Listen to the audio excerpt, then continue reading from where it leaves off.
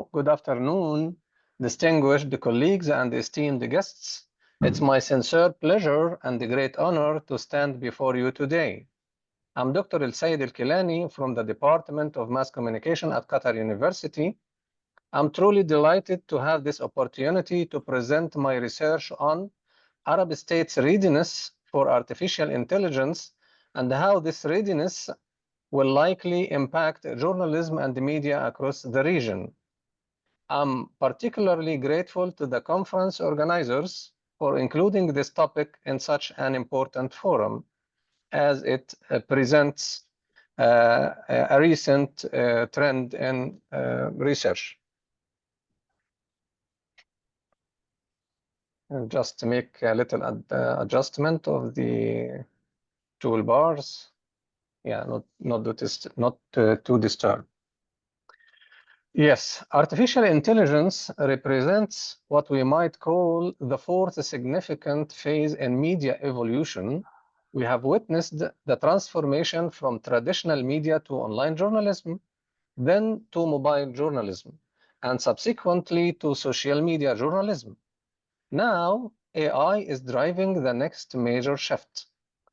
What makes AI particularly significant is that it requires higher professional and ethical standards than previous technological advances. The transformative nature of AI, with its ability to generate content, analyze vast datasets, and automate various journalistic functions, creates both tremendous opportunities and serious challenges for media institutions and practitioners.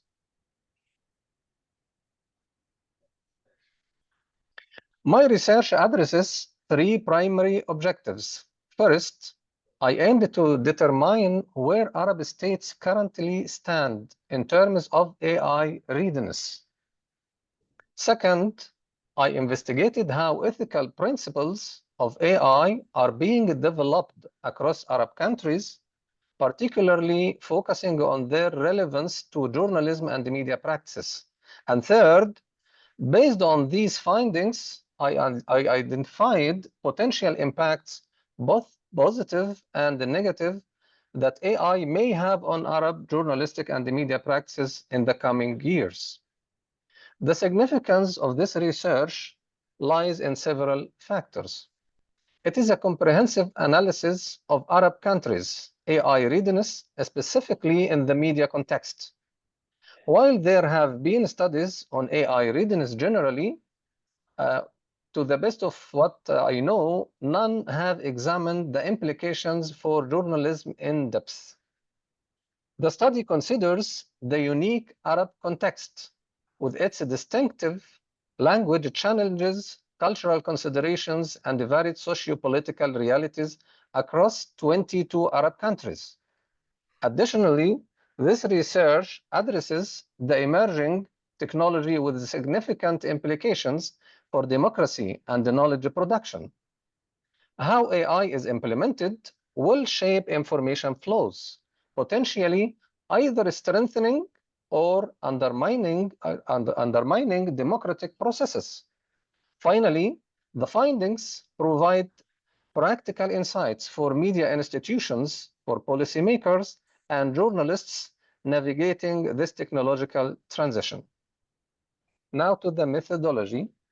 Methodologically, this study is grounded in journalistic epistemology theory, which examines how journalistic knowledge is constructed through institutional procedures and technological systems, providing a framework to analyze how AI disrupts traditional knowledge production practices in journalism.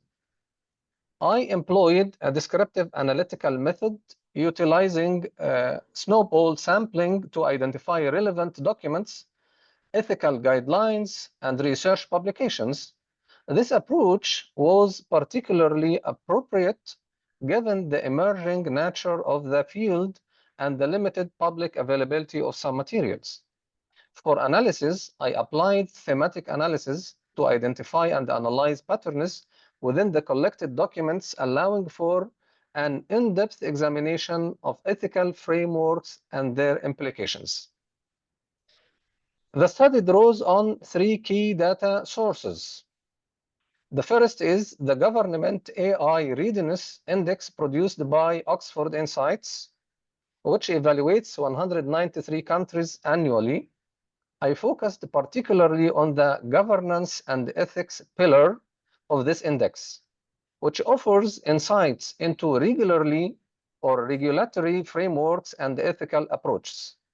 Second, I utilized Freedom House indices on press and internet freedom to contextualize the findings within the broader media landscape of each country. Third, I analyzed ethical guidelines from 5 Arab governments that have developed formal AI frameworks, as well as one media institutional initiative, complemented by a review of 35 research papers and reports on the subject. Before examining the Arab context specifically, it was important to understand the broader challenges AI represents to journalism globally. One fundamental tension exists between automation and knowledge production. AI systems risk undermining journalism's democratic function by creating what researchers call news finds me perception, where audiences believe important information will reach them automatically, leading to reduced political knowledge and engagement. Additionally, human elements in gatekeeping and determining news values remain crucial. Studies show that what makes content newsworthy often involves subtle judgments about social importance that AI struggles to replicate. The limitations of automated writing and gatekeeping are also significant. Algorithms lack contextual understanding, shifting control of information away from journalists toward technological platforms and creating problematic dependencies on major tech companies. Further challenges also include maintaining balance and impartiality. AI systems trained on biased data sets inevitably reproduce those biases, potentially exacerbating misrepresentation of marginalized groups. Also, context understanding represents another critical limitation. AI systems struggle with cultural and social nuances, particularly in regions like the Arab world with diverse dialects, cultural references, and social contexts. Perhaps most importantly, there are serious concerns about credibility and trust. Public skepticism toward AI-generated content is growing, particularly as sophisticated manipulated content becomes increasingly difficult to distinguish from authentic material. This threatens to future erode trust in journalism at a time when media credibility is already under pressure. Now come to the Arab states' readiness. Turning on to Arab states specifically, my analysis of the Government AI Readiness Index reveals three distinct tiers. At the advanced level, I find the UAE, Saudi Arabia, and Qatar ranking between the 18th and the 34th globally. These countries have invested significantly in AI infrastructure and have developed comprehensive national AI strategies. The intermediate tier includes countries like Oman, Jordan, Bahrain, Egypt, and Morocco, ranking between the 15th and the 94th globally. The lagging tier includes countries such as Algeria, Libya, Sudan, and Syria, ranking between the 120 to the 192 globally. Here is a table of statistics about AI readiness in Arab world. Looking more closely at the governance and ethics dimensions, we see varied performance across 5 key components. Data protection laws are the strongest area, with 11 Arab countries having comprehensive frameworks in place. Cybersecurity also shows relatively strong performance among Gulf states, with Saudi Arabia, UAE, Oman, Egypt, and Qatar averaging nearly 97% on this metric. However, significant weaknesses appear in accountability measures, with even the highest scoring Arab country is Tunisia achieving only 46%.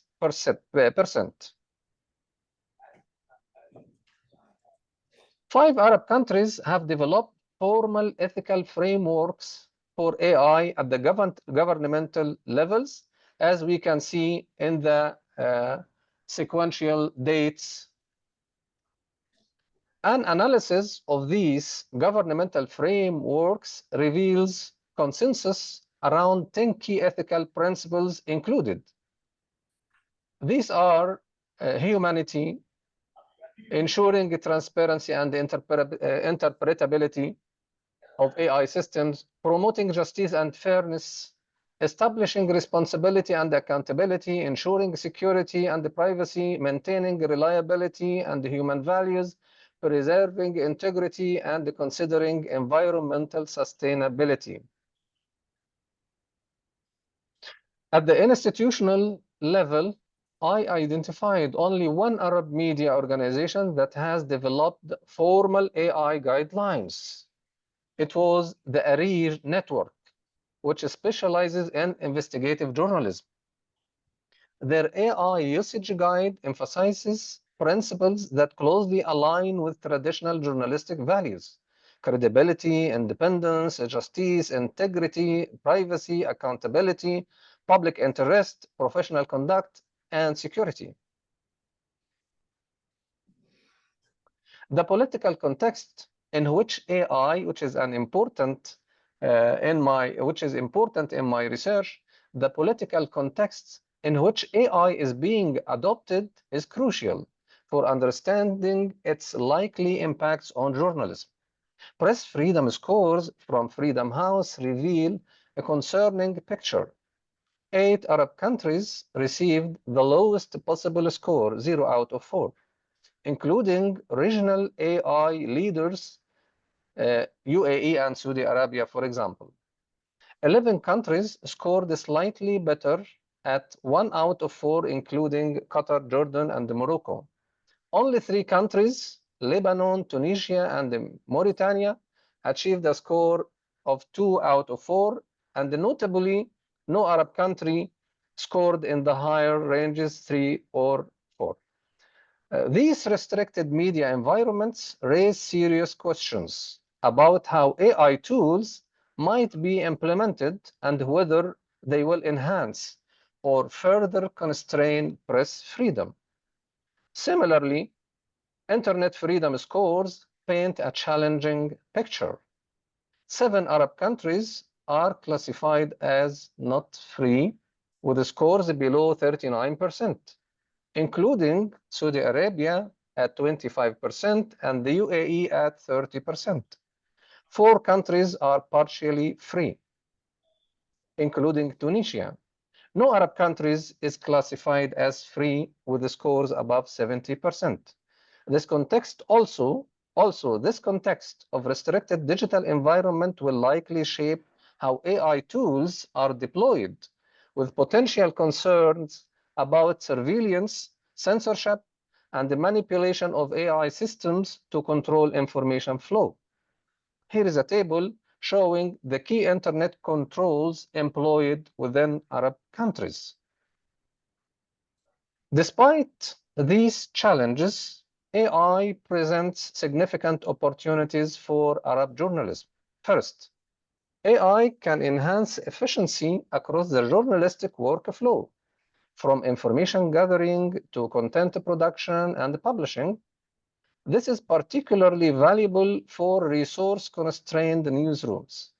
Second, AI tools can enable deeper journalism through advanced data handling capabilities and complex analytics that might otherwise be beyond the technical capabilities of many outlets. Third, AI has the potential to create more equitable coverage by providing tools to identify and reduce bias, ensuring inclusivity and fairness in reporting.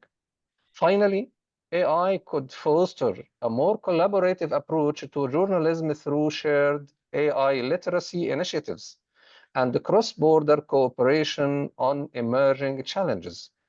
These opportunities, however, will not be distributed equally across the region, with well-resourced and government-aligned media likely having greater access to advanced AI capabilities.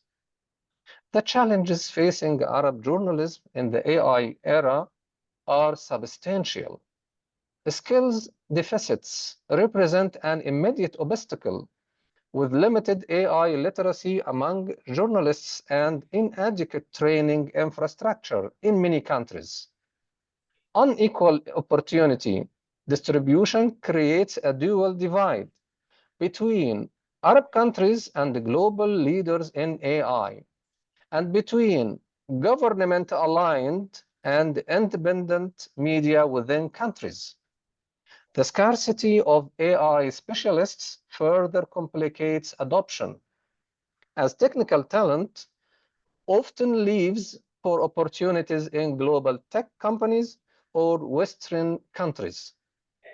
Limited Arabic AI tools present a linguistic challenge, with fewer resources dedicated to Arabic language processing and the difficulties in handling dialectal variations across the region. Finally, perhaps the most concerning is the potential for increased surveillance and restrictions as governments deploy AI-powered monitoring tools that may lead to greater self-censorship among journalists. In conclusion, my research revealed significant disparities in AI readiness across Arab countries, with clear implications for journalism and media practice. While there is emerging consensus on ethical principles, implementation varies dramatically due to differing technical capabilities and the political contexts. The political environment heavily influences how AI is adopted and applied in journalism, with potential for both democratization of information and increased control. The future of AI in Arab journalism will likely be characterized by both significant opportunities for innovation and serious challenges related to freedom, to access, and equity. The implications are profound. Without targeted interventions, AI may widen existing gaps between state and independent media, potentially exacerbating information divides rather than bridging them. Ethical frameworks will play a critical role in guiding responsible AI adoption, but their effectiveness will depend on implementation and accountability mechanisms. Based on these findings, I offer several recommendations for media organizations to develop comprehensive AI strategies with clear ethical guidelines, to invest in AI literacy training for journalists, and to create collaborative initiatives to address shared challenges across borders. For policymakers, balance innovation with appropriate regulation. This ensures ethical principles are enforced through meaningful accountability mechanisms and support the development of Arabic language AI tools. And finally, for researchers, conduct further studies on AI impact on a specific journalistic practice within the Arab context, monitor the evolution of ethical frameworks and their implementation, and develop measures to assess AI's effect on media credibility and audience trust. These interventions are essential if we are to harness AI's potential to strengthen rather than to weaken journalism across the Arab world. Thank you for your attention and welcome your questions and insights on this important topic.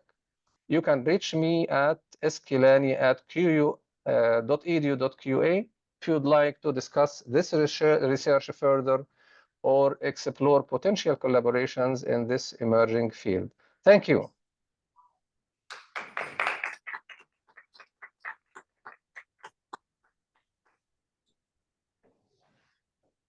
Yes, so Dr. Elkilany, thank you for the talk. Do you think that AI has some impacts on displacing journalists and threatening their job security? Could you talk about the job stability aspect of AI? Yeah, thank you for the question. Yeah, as many researchers investigated this from the side of journalists themselves, and they expressed their awareness about the future from losing some jobs, etc. But I believe as new technology may offer new facilities and new ways to achieve jobs, and they aim to cancel or omit some jobs. On the other side, new jobs are found. And this is actually what new research also referred to. There will be a need for new jobs in the era of AI. Still, also research expressed we may say, we may find AI capable to find information, to even write stories, etc. But still, it cannot anyway adapt with the context. So still, human will be needed and will be essential, will have an essential role even with the AI tools. So I have a question about, can you hear me, Dr. Elkilany? Yes, I hear you. Thank you. So I have a question about the divide between state and independent media, or how can AI be used to sort of create a collaborative between those two entities, given, the diversity of information that is provided and the potential to create polar groups? How can we use AI to sort of join or create this sort of collaborative relationship between state and independent media? Yeah. Of course, AI can do this. As we have listened to the previous presentations in that respected conference, even the keynote in the beginning, and the welcome message from the head, all saying that AI can do a lot. So with regard to enhancing collaboration, of course it can do. But the issue is, and this is one of the challenges facing AI in different fields, specifically in journalism, when we find, for example, the media aligned with political with politics or with the government, for example, with authority. So they will enjoy the best of the facilities, the best of the access, the best of everything. On the other side, the other independent media will lack for this opportunity. So the issue is not is AI capable of enhancing collaboration? Yes, of course it can.